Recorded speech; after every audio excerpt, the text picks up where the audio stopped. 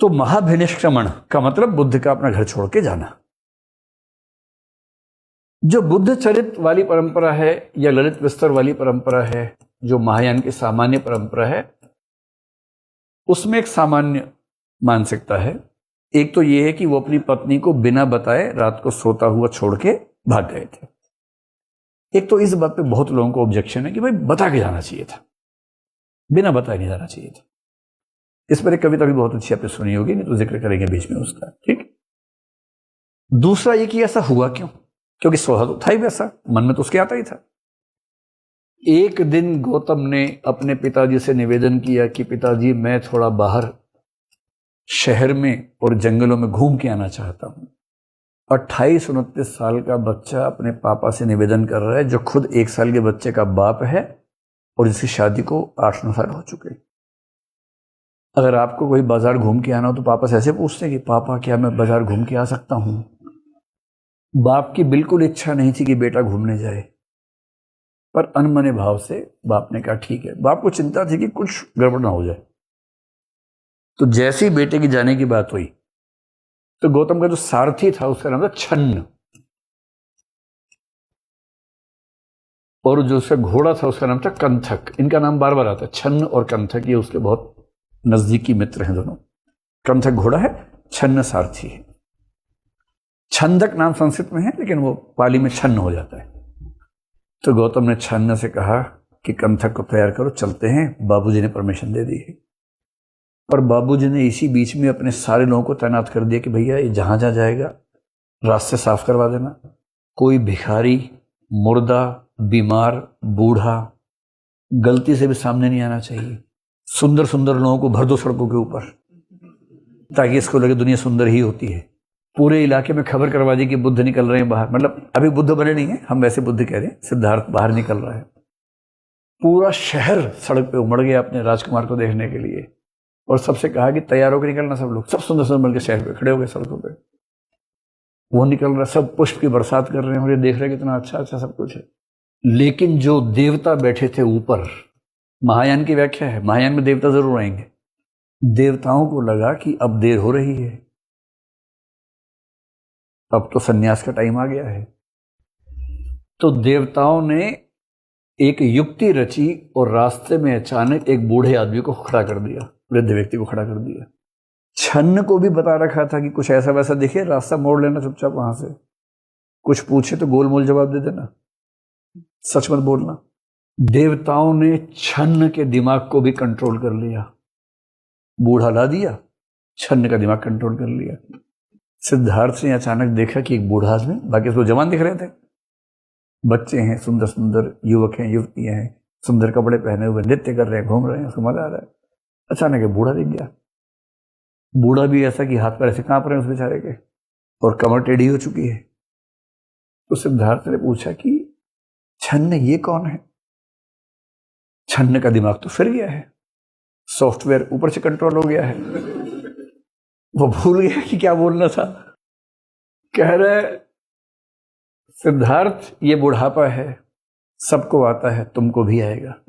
हर बच्चे की पहली टेंशन क्या होती है? जिस दिन बच्चे को पता लगता है कि लोग मरते हैं, बच्चे की पहली टेंशन है कि मैं मरूंगा कि नहीं मरूंगा।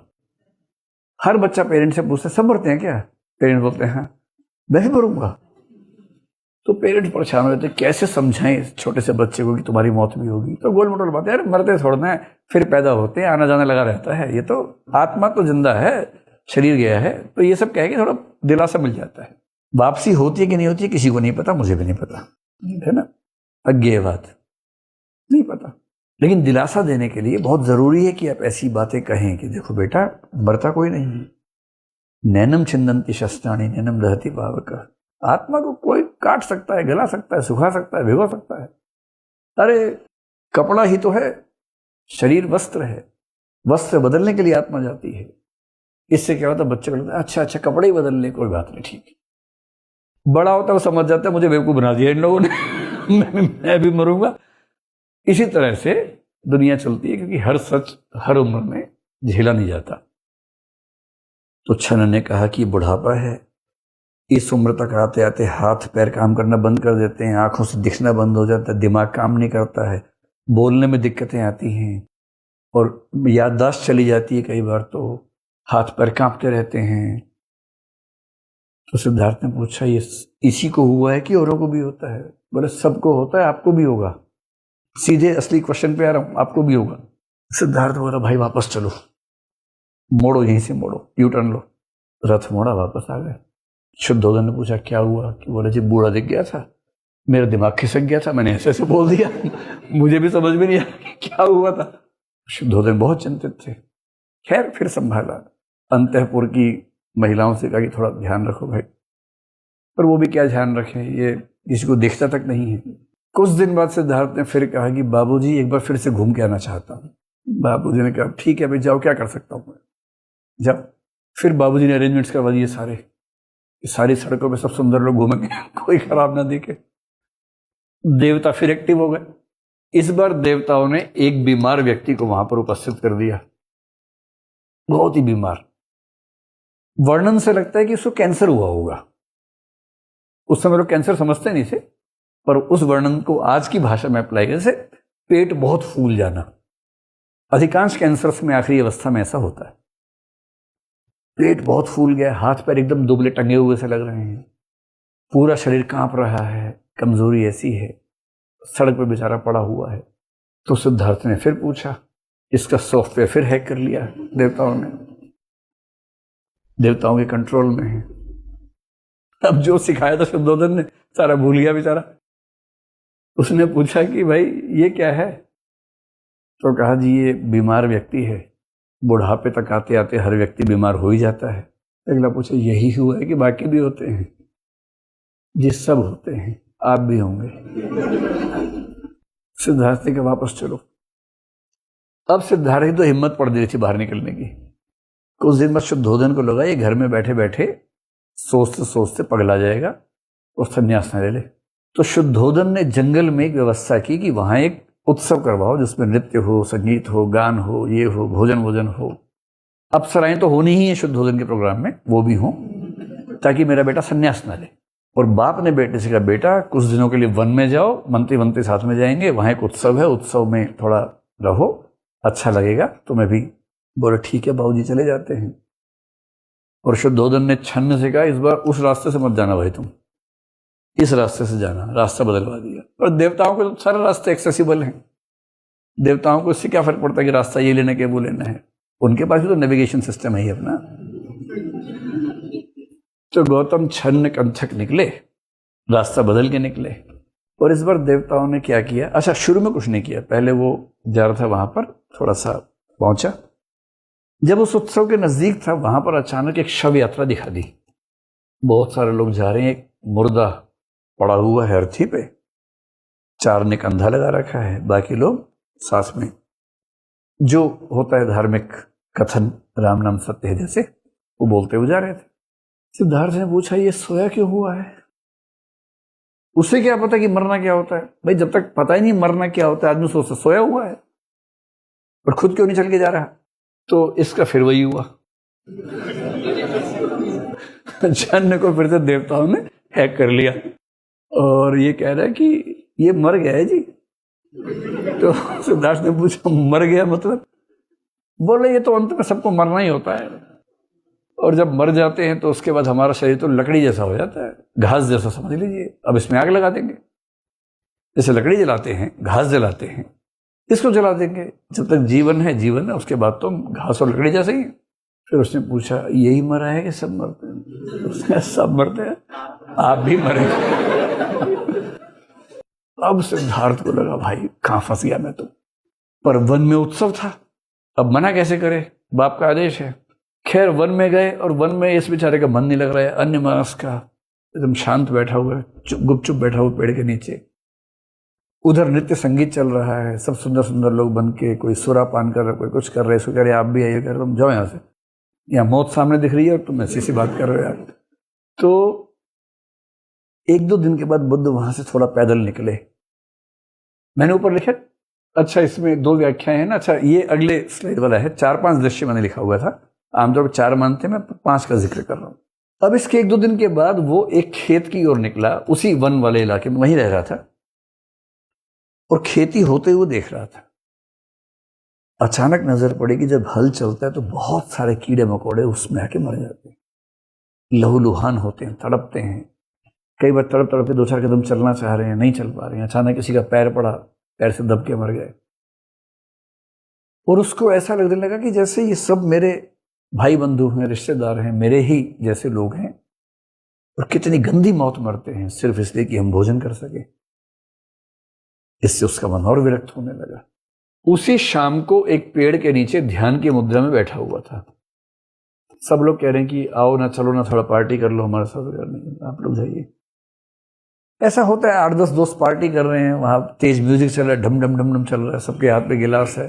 एक फिलोसफर पहुंच गया वहां, सब कह रहे हैं 4 बज गए हैं लेकिन पार्टी अभी बाकी है। तो वो कह रहे नहीं, जीवन ही बाकी नहीं। तो माहौल कितना अलग हो जाता ना। तो दार्शनिक किस्म का आदमी ध्यान में बैठा हुआ है। इतने में इसके सामने एक आया भिखारी या परिव्राजक कह लीजिए, भिक्षुक। क्योंकि सन्यासी भिक्षुक उस समय की बात है, जो भी सन्यास लेगा भिक्षा लेगा। और भिक्षा भी क्यों लेगा उस समय? क्योंकि उत्पादन बढ़ गया था, लोगों के पास फसल ज्यादा थी, इसलिए भिक्षुकों का जीवन आसान हो गया था, भिक्षा मिल जाती थी। गरीबी इलाके भिक्षा थोड़ा मिलती है। भिक्षा अगर किसी समाज में खूब मिल रही है, इसका मतलब ही है कि वहां की अर्थव्यवस्था बेहतर हो गई है। और इसलिए इतने सारे सेक्ट और सारे श्रमण भिक्षा पे टिके हुए, भिक्षावृत्ति पे टिके हुए, क्योंकि उस समाज की परचेजिंग पावर या सेविंग्स उसके पास पर्याप्त हैं। और ये भिक्षा का मौसम भी कौन सा होता है? जब फसल कटती है, वो वाला समय होता है।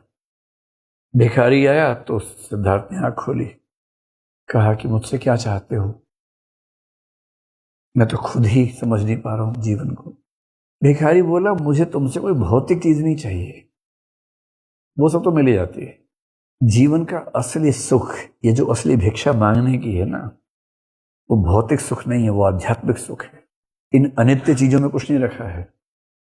जो नित्य सुख है, आध्यात्मिक सुख है, इन भौतिक चीजों से परे का सुख है। असली सुख वो होता है।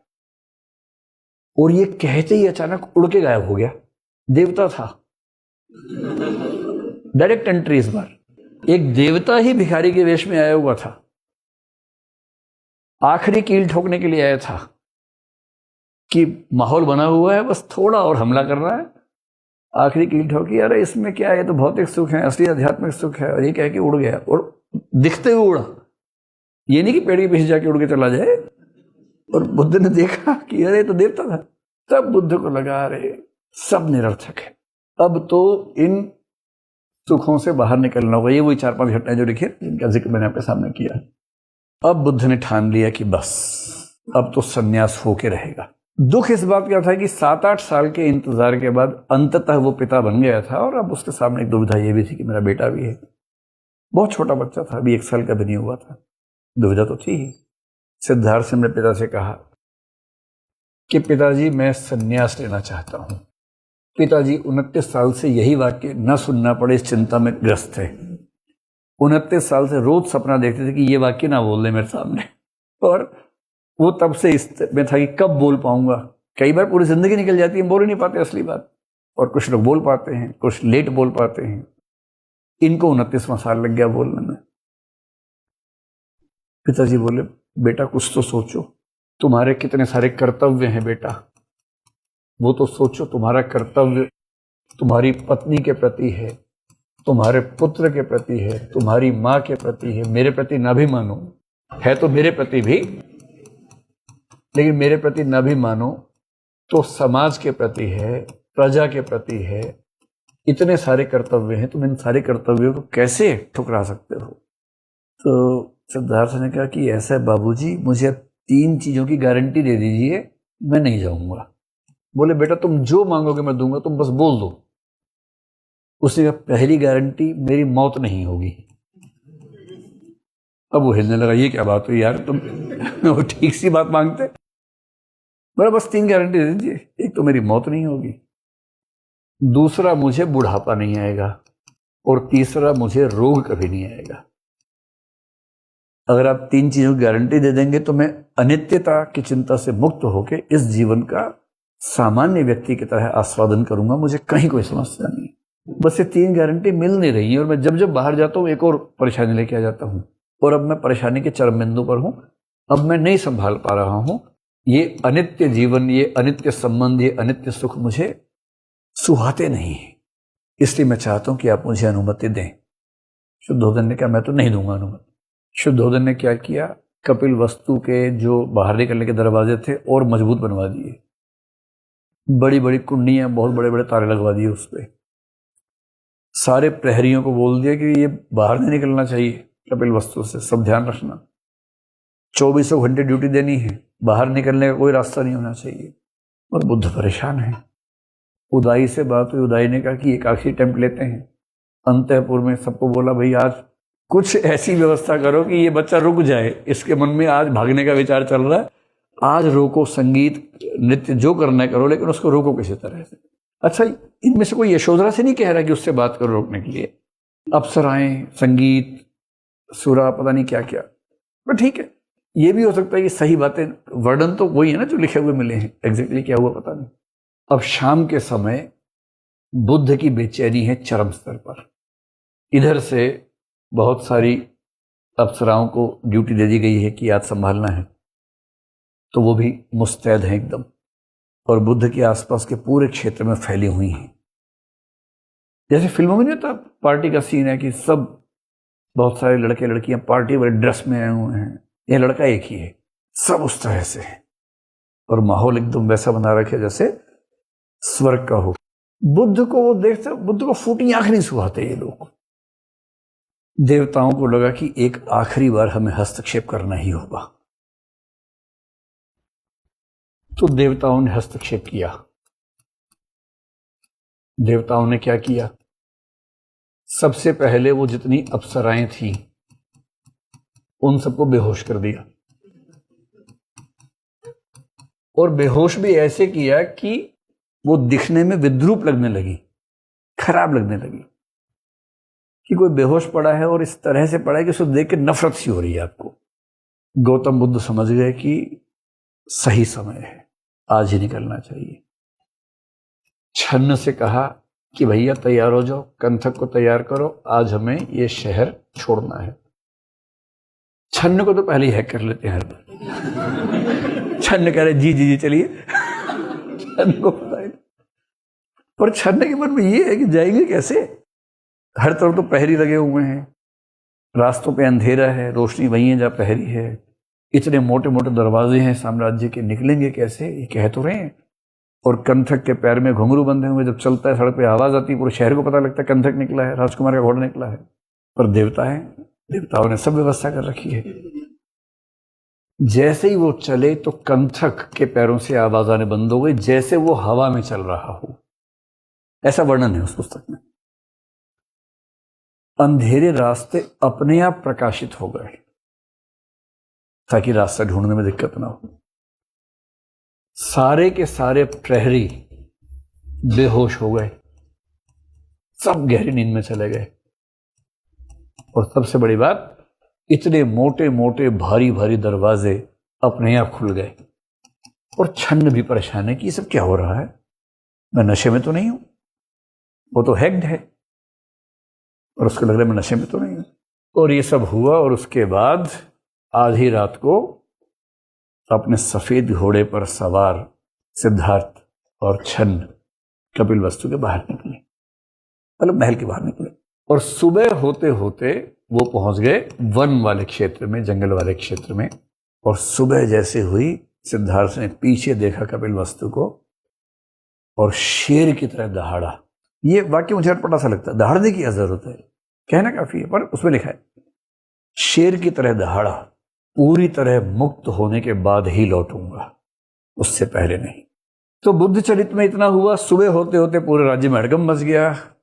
बाबूजी को पता लग गया कि फाइनली 29 साल से जो हमने रोका हुआ था वो कल हो ही गया है, बेटा भाग गया है। सबको लाइन हाजिर कर दिया कि तुम क्या कर रहे थे, हाँ पता ही नहीं, हम तो बेहोश हो गए थे, हम तो सो गए थे, दरवाजे कैसे खुले समझने ही नहीं अपने खुल के, प्रकाश अपने आप हो गया। तो फिर उदाई ने, जो उनका मंत्री था, उसने कहा कि देखिए आप बहुत परेशान हो रहे हैं, लेकिन सच बात यह है कि आपने जितने प्रयास किए, हमने जितने प्रयास किए, वो अपनी जगह है। पर आप आचार्य असित की भविष्यवाणी को अगर याद कर पा रहे हो तो ये होना तो था ही। आपने 29 साल रोक लिया, ये बड़ी बात है, ये तो होना ही था। जब देवता ही शामिल हो जाएंगे, पूरी नियति शामिल हो जाएगी, तो कौन रोक सकता है? तो हो गया, अब इसे स्वीकार करना चाहिए। शुद्धोधन ने कहा ना, स्वीकार नहीं करूंगा, तुम भागो तुरंत घोड़ा लेके उसके पीछे और उसको समझाओ। तो उदाई और कुछ लोग गए उसके पीछे, वहां जाके उसे ढूंढ लिया। उस बीच में छन्न कंथक वहां से निकल गए हैं, अभी मैं उसका जिक्र करूंगा। फिर समझाने का प्रयास किया। गौतम ने कहा, भाई कितनी बार समझाओगे यार? आपको लगता है कि आपके समझाने से मुझ पर असर पड़ता है? कुछ बिना बात के बार बार आ जाते हो। अरे पिताजी को समझा दो, वो मोह में फंसे हुए हैं, लोभ में फंसे हुए हैं। हर संबंध अनित्य है। अगर मैं मर जाऊंगा तो भी तो ऐसा ही होगा ना, बिछड़ना पड़ेगा। कल को उनकी मृत्यु होगी, बिछड़ना पड़ेगा। दुनिया में कौन सा संबंध है जो नित्य रहता है? और अनित्य संबंध के लिए इतना मोह क्यों? अब छन्न और कंथक वहां तो आ गए थे। अब जब बुद्ध उतर गए, बुद्ध ने कहा कि अब आप लोग वापस जाइए। कहाँ कहा? तो एक अनोमा नदी है, अगर आप नक्शा देखेंगे, मैं थोड़ी देर में दिखाऊंगा नक्शा आपको, वहां तक आ गए। वो समझ लीजिए कि कपिल वस्तु से राजगीर के रास्ते में पड़ती है। अनोमा के तट पे आके बोले कि अब आप जाइए, आगे मैं अकेला जाऊंगा। तो छन्न रोने लगा कि अरे मैं कैसे छोड़ सकता हूं आपको। बुद्ध ने कहा, देखिए जितने मेरे संबंधी इस जगत में हैं, उन सबसे महान संबंध आपके साथ मेरा है। मेरे पिता से भी नहीं, मेरी पत्नी से भी नहीं, मेरे पुत्र से भी नहीं, आपका संबंध उन सबसे ऊपर है। आपने जितना मेरा साथ दिया है उसकी तो कोई तुलना ही नहीं है। फिर भी आगे की यात्रा मुझे अकेले ही करनी है। कंथक की भी आंख से आंसू आने लग गए। रामचरितमानस में राम के घोड़े रो रहे हैं राम के जाने के बाद। यहां भी घोड़ा रो रहा है कि सिद्धार्थ दूर होना पड़ रहा है। खैर ये वापस लौटे। वापसी का रास्ता 1 दिन का था, पर वापस लौटे हैं 8 दिन में। इतना धीरे धीरे, इतने थके हुए, चलने का मन नहीं कर रहा, बहुत उदास हैं। सारा कपिल वस्तु वेट कर रहा है कि हुआ क्या। न छन्न मिल रहा है, न कंथक मिल रहा है, न सिद्धार्थ मिल रहा है। उदाई उसके बाद क्या है? 8वें दिन ये पहुंचे हैं, और जब कंथक पहुंचा अपने अस्तबल में, बहुत व्यथित होकर, नाराज होकर उसने जोर से अपना सिर ऐसे किया, आवाजें घुंघरुओं की। लोगों को लगा कि लगता है कि सिद्धार्थ कंथक पे बैठ के वापस आ गया है। लोग भागे भागे अस्तबल में गए खुश होके। शुद्धोधन भी, महाप्रजापति भी, यशोधरा भी सब पहुंचे। वहां जाके देखा वो तो खाली। और तब छन्न ने पूरी कहानी बताई, तो सब फिर विलाप करने लगे, रोने लगे जोर जोर से। उसके बाद फिर उदाई को भेजा कि तुम्हें कोशिश करो, लेकिन उसका कोई खास मतलब था नहीं। ये एक व्याख्या है। 4 दृश्य देखे, परेशान हुआ, संन्यास लिया, चला गया।